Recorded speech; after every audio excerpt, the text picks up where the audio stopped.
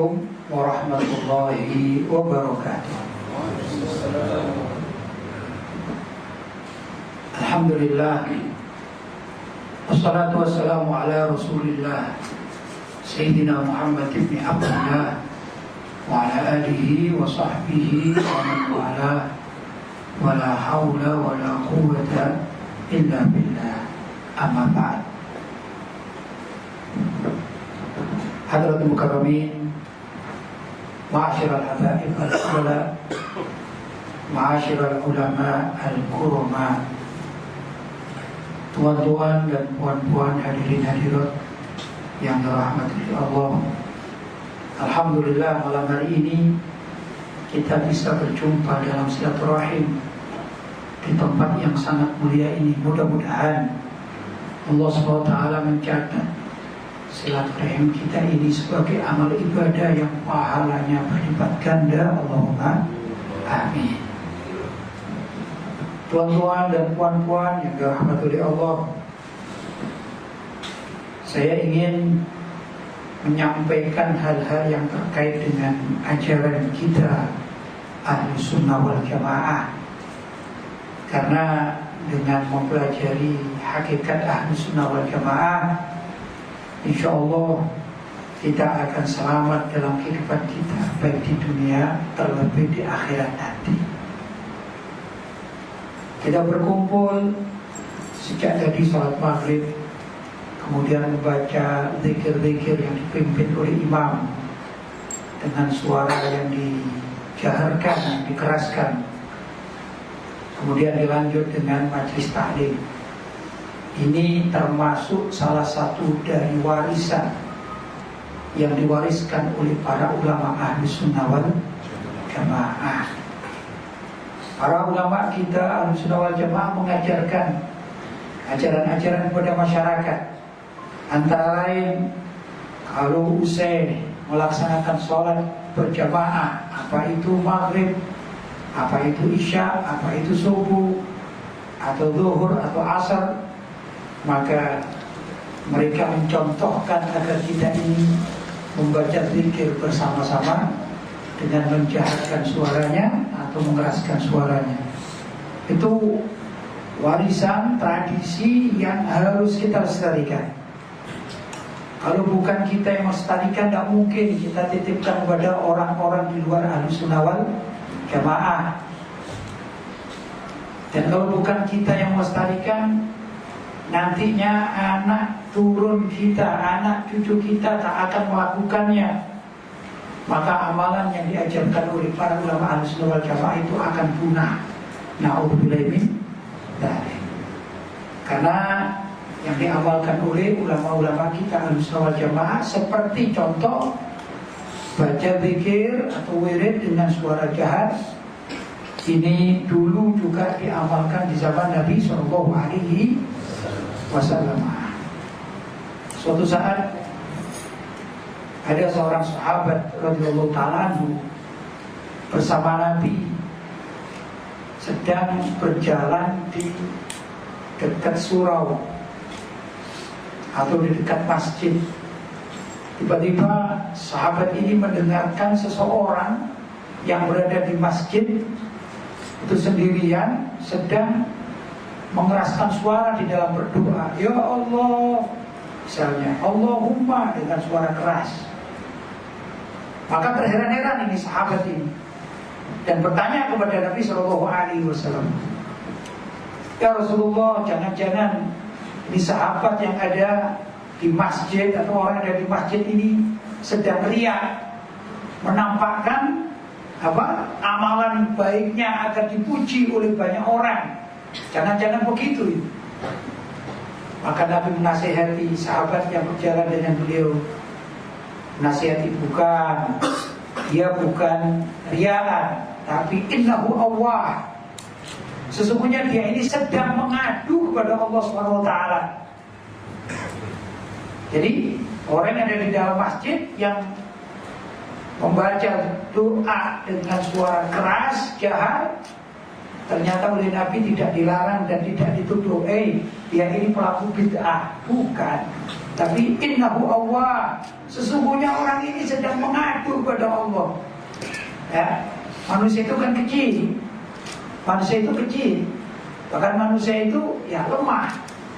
Seperti anak kecil. Anak kecil mengadu kepada orang tuanya macam-macam. Ada yang mengadu hanya dengan bercakap biasa, wahai ayah, aku begini dan begitu.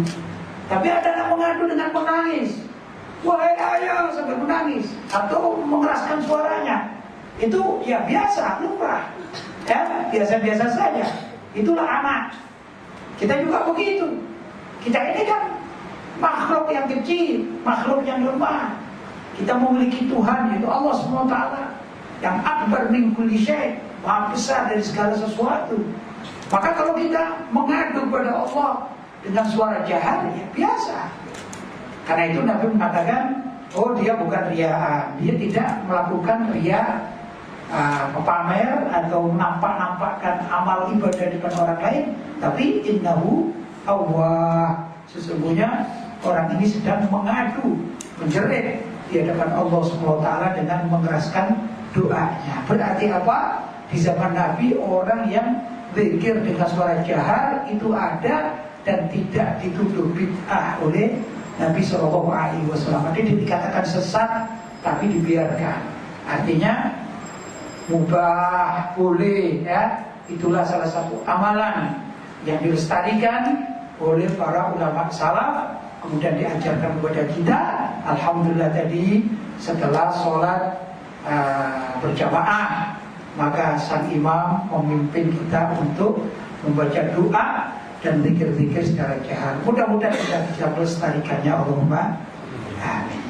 Tuan-tuan dan puan-puan yang dirahmati oleh Allah, karena itu kalau kita bertanya tentang definisi, ya, ta'rif Ahlussunnah wal Jamaah, itu apa Ahlussunnah wal Jamaah? Yaitu suatu mazhab atau sesuatu yang diamalkan oleh sekelompok orang yang diyakini kebenarannya, dan orang tersebut dalam melakukan amalan itu berdasarkan Al-Quran, hadis, serta ijma' para sahabat dan juga ijma' para ulama. Kemudian mengamalkan juga yang namanya qiyas yang dilakukan oleh para ulama tentunya. Sedangkan kita masyarakat atau warga Ahlussunnah wal Jamaah hanya mengikutinya, namanya muqallid, dengan taklid, mengikuti apa yang diajarkan oleh mereka para ulama. Karena kalau kita sendiri yang beristimbat, kita sendiri yang mau mengambil dalil dari Al-Quran dan hadis, ya, jadi berat, tak semuanya bisa. Saya contohkan begini, kita ini orang umum, kita bukan dokter, ya, kita bukan ahli kesehatan. Kalau kita sakit, ya praktis kita pergi ke rumah sakit, kita periksa, kemudian oleh dokter yang ahli itu akan diperiksa. Mungkin ada penyakit-penyakit tertentu yang harus diberi obat. Ya, nah itu kalau kita cari obat, apakah kita disuruh mencari bahan-bahan dan suruh meracik sendiri sama dokternya? Tak begitu. Kita pasrah dan kita percaya bahwa dokter-dokter itu telah meracik ramuan-ramuan tertentu menjadi obat untuk kita konsumsi. Bahkan dikatakan misalnya ada sakit stroke misalnya. Oh, ini obat stroke. Ya, kita tinggal makan. Kita karena orang awam, kita orang umum, kita tak mengerti. Kalau kita sendiri mencari obat-obat kimia, kita beli sejumput atau sedikit dari bahan ini, bahan itu, bahan seterusnya, kita racik, kita minum. Ya kalau benar, kalau mati gimana? Kalau racun jadi racun, karena tak tahu ukuran. Ya, kurang lebih demikian juga. Kita sebagai orang umum, orang awam, ya, kemudian kita bukan ahli meracik ayat-ayat Al-Quran, belum pandai meracik hadis-hadis Nabi. Kemudian kita mencoba untuk beristimbat, mengambil dalil dengan dengan jargon atau dengan perkataan, ayo kembali pada Al-Quran dan hadis. Kita tak tahu bahwa di dalam Al-Quran dan hadis itu ada namanya ajaran nasikh dan mansukh. Oh, ini dulu pernah diajarkan, di akhir hayat Nabi sudah diharamkan. Oh, ini dulu boleh, sekarang tidak boleh. Itu ada. Ya. Kalau kita tak tahu, kita anggap ada semua. Yang penting dari Nabi kita amalkan, padahal Nabi sudah melarangnya. Macam anak kecil. Islam itu juga akan tumbuh ya, mulai dari nol, kemudian lama para sahabat sama tahu, akhirnya ada sesuatu yang dilarang yang dulunya diperkenankan. Sama dengan anak kecil. Anak kecil itu kalau minum air susu, ya pertama susu ibu. Pada selesai misalnya 2 tahun maka diberi susu ini, susu sapi itu ya, nah, yang terbuat dari bubuk. Ya, itu pun ada aturan. Untuk usia 2 tahun harus menggunakan merek ini. Ya, kalau sudah 4 tahun harus menggunakan merek itu, kan begitu? Ada aturannya. Ya, semua ini sesuai dengan perkembangan masing-masing. Nah, kalau misalnya kita sudah dewasa, ya, kemudian ada satu merek yang biasa dipergunakan untuk bayi, maka walaupun kita minumnya ini tiap hari 3 gelas ya tak ada artinya, karena bukan waktunya minum itu. Tapi kalau orang tua, misalnya macam bapak ini, oh ini orang tua sudah memerlukan yang namanya asupan susu mengandung delay, mengandung ini, nah itu baru bermanfaat. Ya, semua ada aturannya. Begitu juga di dalam Al-Quran atau dalam hadis Nabi SAW. Saya contohkan dulu di zaman Nabi, di awal-awal masih musim perang, saya contohkan. Itu ada satu pernikahan yang pernah dilakukan oleh para sahabat. Di awal-awal ada terjadi peperangan setelah Nabi pindah dari Mekah menuju kota Madinah. Setelah di Madinah terjadi peperangan, dan para sahabat itu tidak membawa istri tatkala perang. Maka di sana ada zaman itu satu pernikahan yang memang biasa dilakukan oleh orang-orang Quraisy atau Arab di zaman itu, namanya nikah mut'ah. Nikah mut'ah itu adalah nikah yang memiliki waktu tertentu. Misalnya peperangan itu kadang dilakukan selama 1 bulan. Maka ada sebagian sahabat izin kepada Nabi, ya Rasulullah, bolehkah aku menikah mut'ah dengan wanita ya di tempat ini, tempat peperangan itu, karena kami tidak membawa istri. Maka karena Nabi melihat situasi di awal-awal dan itu sudah menjadi tradisi orang-orang setempat, maka diperbolehkan nikah mut'ah itu, yaitu nikah dengan jarak waktu tertentu, misalnya 1 bulan. Sudah berjalan, ada peperangan lagi, begitu lagi, ya, ada yang izin, boleh. Nah, pada akhirnya beberapa kali peperangan sampai pada perang Khaybar. Tatkala masuk pada perang Khaybar, maka Nabi mengharamkan nikah mut'ah. Tidak boleh lagi. Karena apa? Karena para sahabat sudah matang di dalam beragama, sudah benar-benar bisa meletakkan dirinya gimana tatkala perang. Maka diharamkan itu nikah mut'ah ila yaumil qiyamah, ya, sampai hari kiamat. Nah, sejak perang Khaybar sampai seterusnya, sampai zamannya Rasulullah wafat diganti oleh Khalifah Abu Bakar, Umar, Utsman, Ali dan seterusnya, haram itu nikah mut'ah. Nah, kalau kita tidak tahu sejarah ini, maka tatkala ada hadis yang memperbolehkan nikah mut'ah di zaman awal-awal sebelum perang Khaybar, maka boleh. Nah, itu yang boleh itu diambil oleh sebagian orang yang, terutama orang-orang yang mengikuti sekte Syiah. Mereka menemukan hadis yang memperbolehkan, tapi karena bukan ahli ilmu, maka diamalkan. Kan boleh di Nabi melakukan, para sahabat melakukannya, atau Nabi memperbolehkan nikah mut'ah. Jadi kita boleh. Nah, ini kenapa dia begitu? Karena tak mengerti ilmu secara utuh. Tidak mengerti ilmu secara utuh. Barangkali tadi macam kita, kalau ada tulisan, ayo minum susu sapi yang menyehatkan, ternyata kita sudah tua minumnya susu bayi, tak ada gunanya. Ada begitu dan seterusnya. Ini contoh, ada nasih, ada mansukh. Yang nasih itu adalah larangan Nabi untuk menikah mut'ah, sudah dilarang. Sedangkan yang mansukh, yang dihapus adalah nasih, itu penghapus ya, yang menghapus. Sedangkan yang dihapus adalah hukum bolehnya nikah mut'ah. Jelas ya? Nah, kalau kita mempelajari secara utuh, maka kita tidak akan melakukan apa yang dilakukan oleh orang-orang Syiah, yaitu nikah mut'ah. Kenapa? Karena sudah diharamkan pada akhir peperangan Khaybar, yang itu juga termasuk sudah dekat dengan wafatnya Rasulullah SAW. Bukan di awal-awal beliau hijrah. Jelas ya? Nah, balik lagi, kita ini diperintahkan untuk kembali kepada Al-Quran, kembali kepada hadis, tapi dengan ijma', pemahaman ijma' para sahabat. Bagaimana para sahabat memperlakukan ayat-ayat atau dalil-dalil Al-Quran maupun hadis-hadis Nabi Muhammad Sallallahu Alaihi Wasallam. Harus tahu kita. Nah, kalau kepingin lebih praktis, wah, ya ikut saja ulama yang kredibel, ulama yang valid di dalam keilmuannya, memahami semua semacam itu.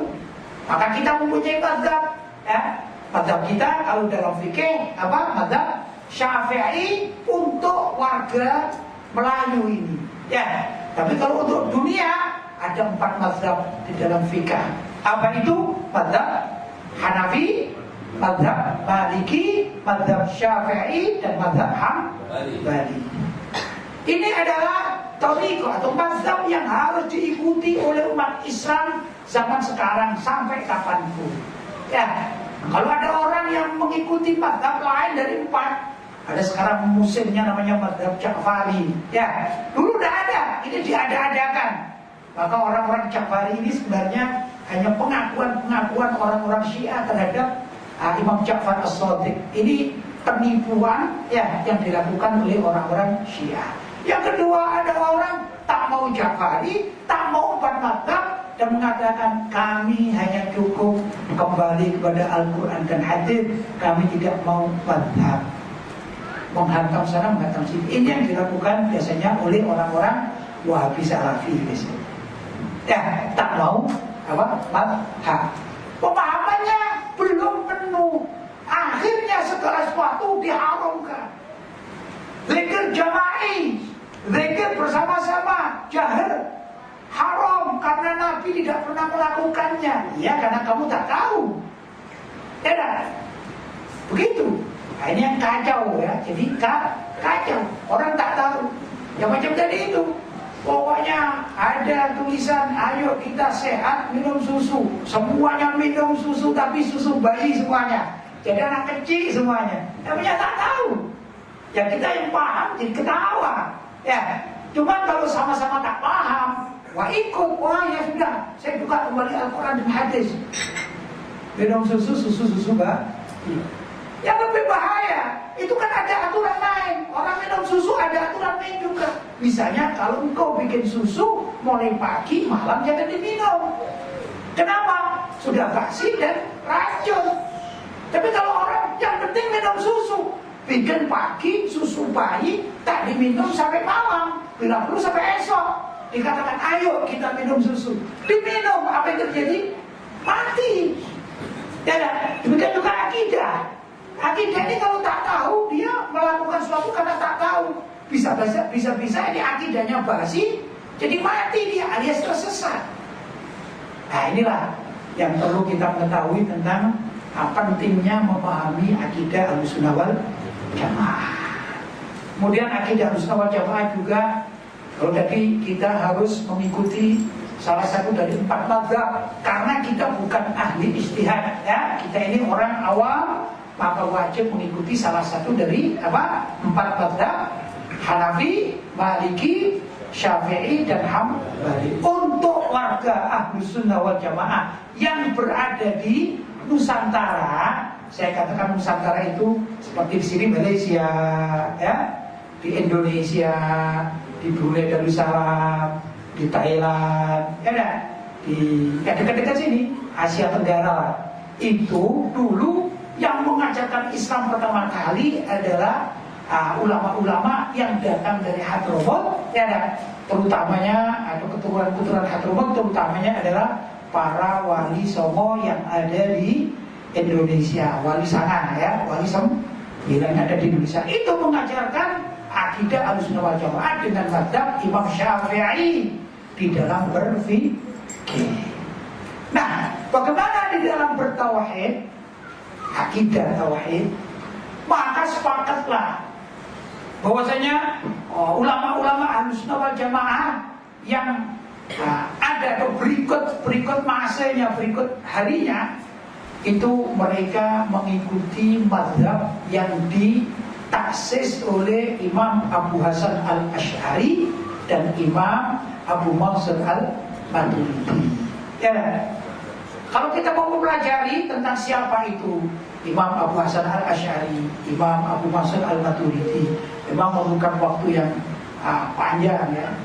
Tapi antara lain mereka ini adalah orang-orang yang menentang akidah tajsim. Akidah tajsim itu adalah akidah keyakinan yang mengatakan bahwa Allah itu mempunyai tubuh, Allah itu mempunyai badan, Allah itu mempunyai jasad. Itu ditentang, dilawan ya. Ini tajsim. Yang melawan antara lain yaitu para pengikut Imam Abu Hasan al-Asy'ari dan Imam Abu Mansur al-Maturidi. Kita juga alhamdulillah sebagai bermadzhab Syafi'i, kita juga mengikuti mayoritas pendapatnya Imam Abu Hasan al-Asy'ari. Maka saya katakan di Nusantara ini lebih tepat kalau dikatakan ya, bahwa orang Nusantara itu mazhab dalam berfikih adalah mazhab Syafi'i, sedangkan di dalam berakidah tauhid mengikuti mazhab Asy'ari. Contoh bagaimana? Orang-orang tajsim atau mujassimah yang menisbatkan Allah itu mempunyai tubuh, Allah mempunyai badan ya. Mereka adalah orang-orang yang tidak mau mentakwil ya dalam teks-teks baik dalam Al-Quran maupun dalam hadis. Mereka hanya melihat zahirnya suatu lafaz. Kalau misalnya di dalam hadis dikatakan ada kata-kata wa'ainullah, mata Allah, maka mereka mengartikannya sebagai mata, seperti mata manusia. Kalau mereka melihat di Al-Quran maupun hadis ada kalimat yadullah, tangan Allah, atau rijlullah ya, kaki Allah, misalnya ada ini, maka dipahami oleh mereka sebagai apa? Tangan ya seperti tangan manusia, bisa pegang ya. Ini sebenarnya adalah pemahaman yang salah. Dari pemahaman mereka memahami Allah itu mempunyai mata, mempunyai tangan, mempunyai kaki, akhirnya dikatakan Allah itu juga mempunyai tubuh. Dan Allah juga duduk di kursi, macam saya duduk di kursi ya. Ini menjadi bahaya di dalam berakidah. Kenapa? Bertentangan dengan akal sehat. Coba sekarang kalau kursi, dalam artian kursi yang besar, kursi apa namanya ini? Sofa. Saya tanya ya, kalau saya duduk di kursi sofa, besar mana saya dengan kursinya? Luas mana saya dengan kursinya? Luas kursinya. Tidak, luas kursinya. Sekarang kalau Allah dikatakan duduk di kursi sofa, kalau begitu besar mana Allah dengan kursinya? Masa Allah lebih kecil dari makhluk yang diciptakannya? Padahal kalau kita azan, itu setiap saat kita azannya Allahu Akbar, Allahu Akbar. Apa arti Allahu Akbar? Allahu Akbar min kulli syai'. Allah itu maha besar dari segala sesuatu. Kenapa demikian? Iya, karena Allah lah yang menciptakan segala sesuatu ya. Jadi tidak mungkin Allah itu lebih kecil dari kursinya. Ini kan menjadi nggak masuk akal. Ini dari segi pemahaman secara akli. Ya. Nah, mereka pun orang-orang Mujassimah yang sekarang banyak diikuti oleh orang Wahabi Salafi, ya. Mereka mengatakan Allah itu sekarang ada di langit. Allah ada di langit. Ini juga susah cara memahaminya. Kalau Allah itu ada di langit juga susah. Kenapa demikian?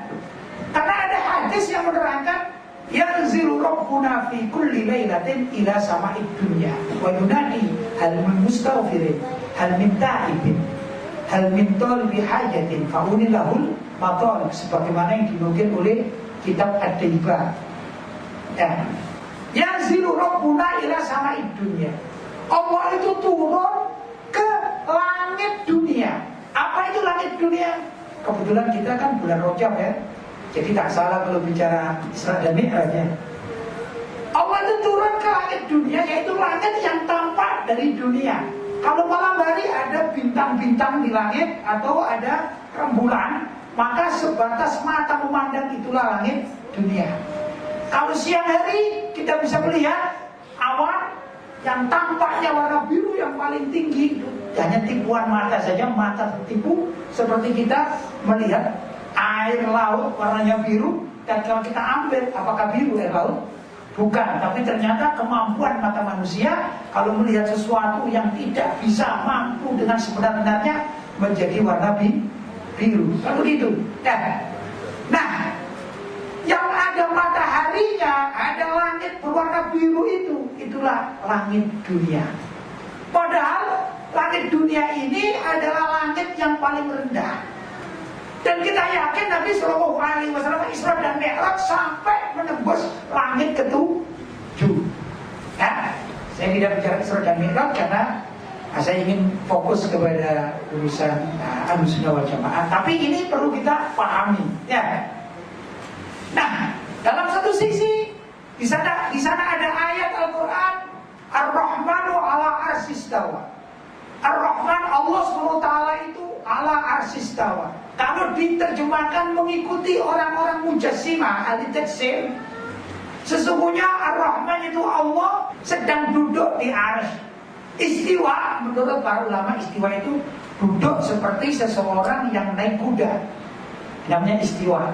Ya, kalau Ar-Rahman, tidak. Allah SWT ala, menurut pemahaman mereka, ala di atas arsy.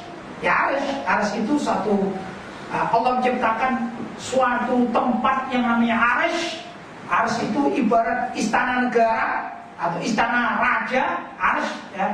Istawa itu sedang duduk, berarti Allah seakan-akan sedang duduk di arsy, ya. Kalau arsy lebih dipersempit pemahamannya menjadi kursi kerajaan, maka jadi kursi, ya. Kalau demikian dikatakan Allah itu menurut pemahaman mereka, orang-orang Mujassimah, duduk di arsy, yang di arsy itu ada kursi kerajaan, duduk seperti saya sekarang ini. Maka saya gambarkan pemahaman mereka, orang-orang Mujassimah. Kalau saya misalkan ini masjid, ini kerajaan, di tengah itu ada kursi, ya, seperti layaknya raja, ya, digambarkan. Maka raja itu akan duduk di kursi. Ini gambaran mereka. Sudah, pertanyaannya sekarang, kalau setiap malam itu Allah turun ke langit pertama sama udunnya, ya, terus tidak ada keterangan dari Nabi, ya, bahwa Allah itu naik lagi. Berarti Allah ada di mana? Allah ada di arsy apa di langit yang pertama? Pada langit pertama yang terdekat. Kan repot ini, susah. Kita tanya kepada orang-orang mereka, Allah ada di langit, berarti arsy-nya kosong. Siapa yang nunggu arsy-nya? Ya, betul kan? Ini secara logika, jadi tidak masuk. Nah, kalau kita Ahlussunnah wal Jamaah tidak begitu pemahamannya. Kita gambarkan juga secara logika. Kalau ada seorang sultan mempunyai kerajaan atau seorang raja mempunyai kerajaan, di sini ada Sultan Malaka mempunyai kerajaan. Di sekitar kerajaan itu ada kursi, betul? Ada kursi. tempat duduk. Apalagi kalau sekarang bukan kursi macam zaman dahulu kerajaan gitu. Sekarang kalau sultan datang ikut mengaji di tempat ini, saya tanya, apakah sultan ini masih menguasai wilayah Malaka? Tetap. Dia tidak harus duduk di kursi di kerajaan tak keluar-keluar 24 jam. Bagaimana dia akan ketandas? Bagaimana dia akan tidur? Masa dia tuh terus begini? Nah. Tapi sultan ini walaupun pergi ke pasar, ya, pergi kemana? Tempat majelis, ke sholat Jumat, tetap dia adalah penguasa Malaka. Dia namanya pemilik kerajaan Malaka. Betul? Jadi tak ada kaitannya seorang sultan harus duduk, harus begini.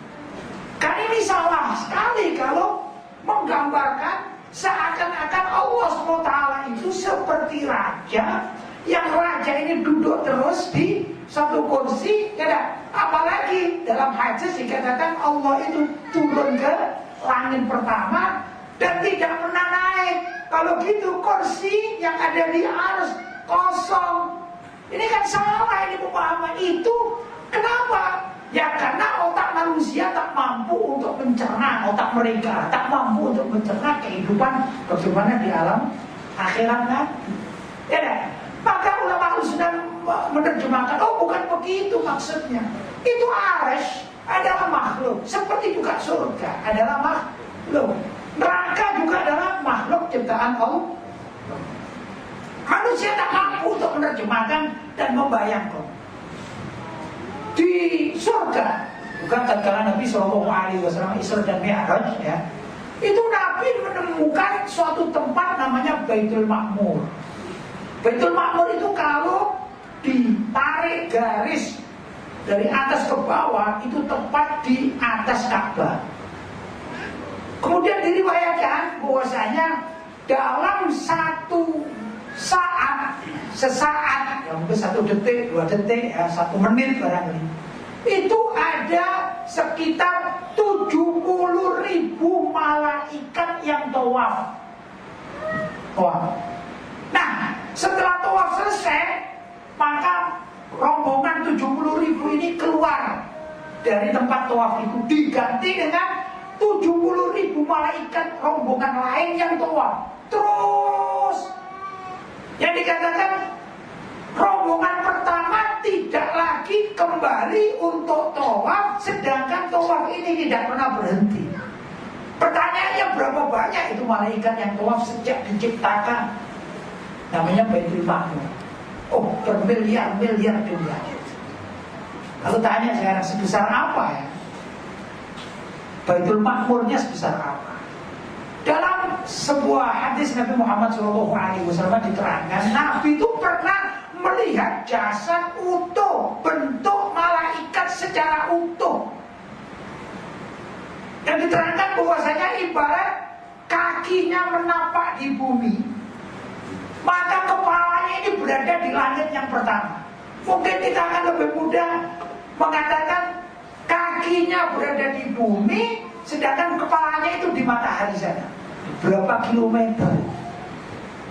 Berapa kilometer? Kita tidak bisa membayangkan berapa kilometer. Itu kalau satu malaikat.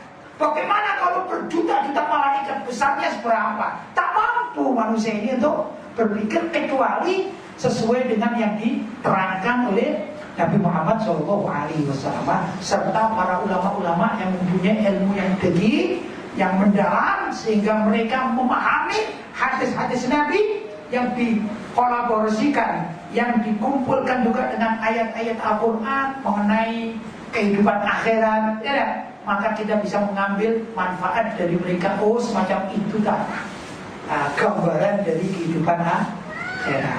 Maka kita sebagai awam jangan sekali-kali langsung mengambil dalil-dalil dari Al-Quran dan hadis tanpa pemahaman yang benar, tanpa kesiapan dari ilmu yang sebenarnya. Karena kita ini bukan dokter. Kalau dokter bolehlah meracik bahan-bahan kimia dari sini dan situ sampai jadi sebuah kapsul atau pil, ya. Nah, ini bolehlah. Tapi kalau kita akan menjadi bahaya bagi kita sendiri. Baik, saya lanjutkan. Jadi kalau menurut Ahlussunnah wal Jamaah secara fikah ini untuk kita bicara masyarakat Nusantara ya. Secara fikah itu ilmu beribadah kepada Allah Subhanahu wa taala. Ya kan? Tata cara sholat, tata cara zakat, ya, tata cara haji, tata cara berpuasa, itu ya. Sudah. Yang kedua juga tata cara muamalah, tata cara bermasyarakat, bagaimana pada orang tuanya, bagaimana orang tua pada anak, suami pada istri, bagaimana istri pada suami, itu namanya muamalah, ya kan? Atau juga secara kehidupan dalam dunia hukum, keadilan, bagaimana orang mencuri itu harus potong tangan atau penjara, ya kan? Bagaimana orang yang mengambil hak orang lain, bagaimana demikian dan seterusnya, ya. Itu ilmu terkait dengan fikah atau juga hak waris, ya, itu mengikuti mazhab siapa? Imam Syafi'i. Kemudian dalam berakidah tadi, ya, terkait bagaimana kita bertauhid pada Allah SWT, maka ada namanya sifat-sifat Allah yang wajib kita ketahui, ya, yang sudah maklum di kalangan kita dengan sifat-sifat Allah, wujud, qidam, baqa, mukhalafatul hawadithi, atau 20 ayat sifat wajib, 20 sifat wajib bagi Allah SWT, 20 sifat muhal, ya, untuk Allah SWT. Kemudian ada sifat jaiz, kan begitu. Kemudian juga terhadap Nabi Muhammad SAW ada 4 sifat wajib bagi Nabi, ada 4 sifat muhal bagi Nabi, dan 1 sifat jaiz bagi Nabi SAW yang kalau dikumpulkan namanya aqaid khamsin, ya dah, akidah 50 sifat-sifat tersebut. Itu adalah ajaran tauhid mengikuti mazhab Asy'ari dan mazhab Imam Maturidi. Ya, ini sudah diajarkan di surau-surau oleh ulama-ulama kita. Insyaallah ibu-ibu juga bapak masih ingat ya. Wujud qidam baqa mukhalafatul hawadithi, ya. Masih apa kan? Itu ajaran Ahlussunnah wal Jamaah. Sudah. Kemudian ya ikhwan, ada lagi satu amalan atau mazhab yang diikuti oleh ulama-ulama Ahlussunnah wal Jamaah di dalam berakhlak sopan santun. Karena Nabi bersabda, innama bu'ithu liutammima makarimal akhlak. Sesungguhnya aku diutus oleh Allah SWT di muka bumi ini untuk menyempurnakan akhlak yang mulia. Jadi ada namanya mazhab berakhlak sopan santun. Baik itu berakhlak terhadap Allah SWT maupun berakhlak kepada sesama manusia. Ya, dalam bahasa lain namanya tasawuf. Apa? Tasawuf.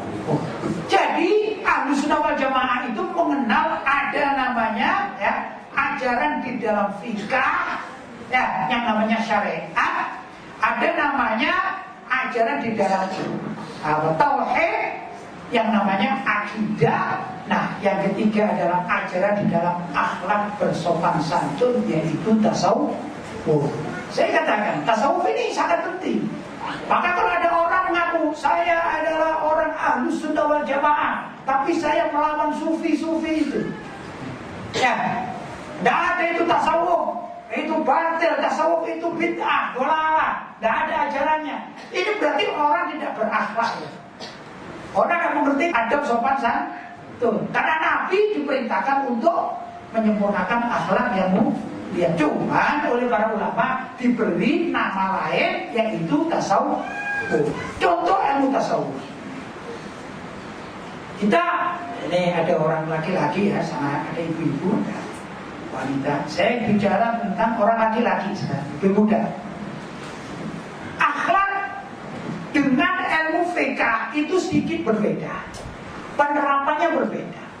Kalau kita mempelajari fikih, maka di situ tertulis bahwasanya batasan aurat untuk orang laki-laki agar sah sholatnya, yaitu wajib menutupi di atas pusar siki, di bawah lutut siki. Ya, itu yang wajib ditutupi.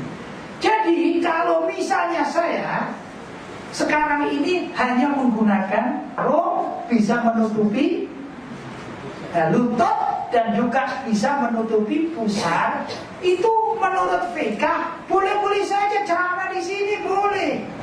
Cuma masalahnya ibu-ibu dan bapak-bapak mau datang ya. Ini orang tidak mengerti akhlak. Ini ustaz apa orang gila? Karena tidak mengerti akhlak. Ya kan? Itu saja. Sehingga perlu orang itu untuk berakhlak kepada Allah. Tatkala menjadi imam sholat, dia harus menutupi semua badannya. Tapi keharusan ini bukan keharusan menurut fikih, melainkan keharusan menurut ilmu tasawuf. Pantas atau tak pantas? Orang mau ceramah ya harus menggunakan baju-baju yang diajarkan oleh Nabi Muhammad SAW. Walaupun menurut fikih boleh saja hanya bersarung tak pakai baju, telanjang dada boleh saja menurut ilmu fikih. Cuman masalahnya orang ini tak punya adab, betul? Maka di situ penting sekali orang bertasawuf.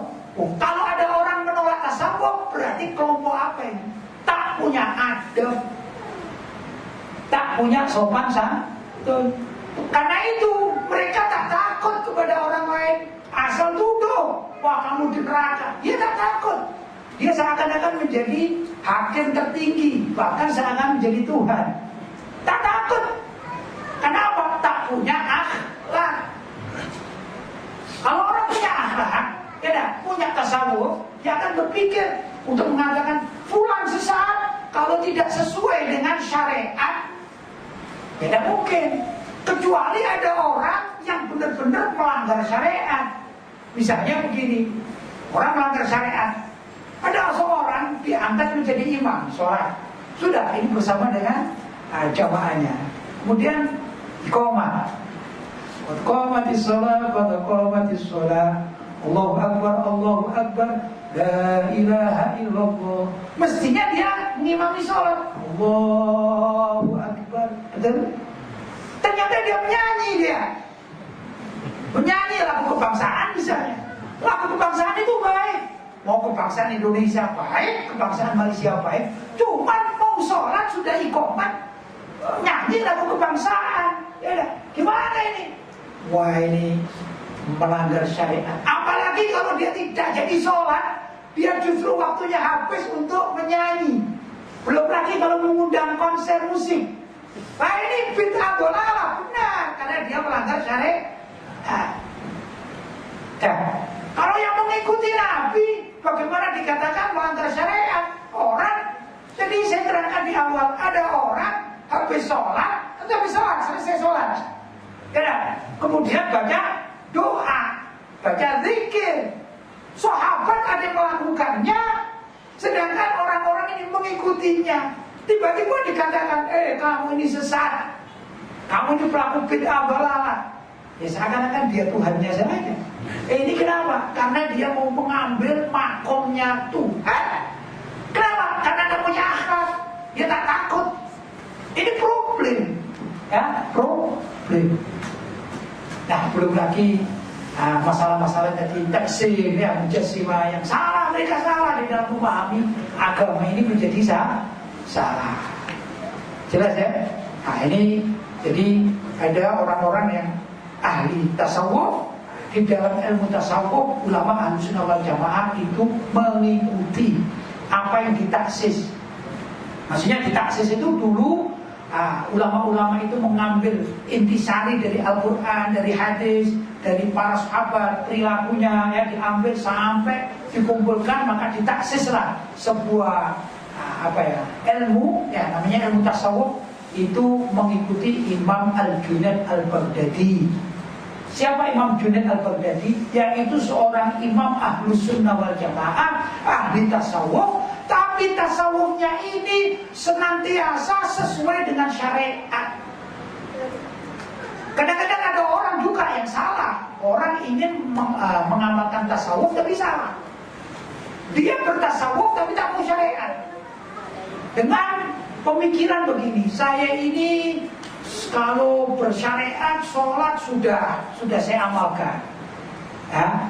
Kemudian juga tauhid, saya juga sudah memahami. Sekarang saya belajar tasawuf.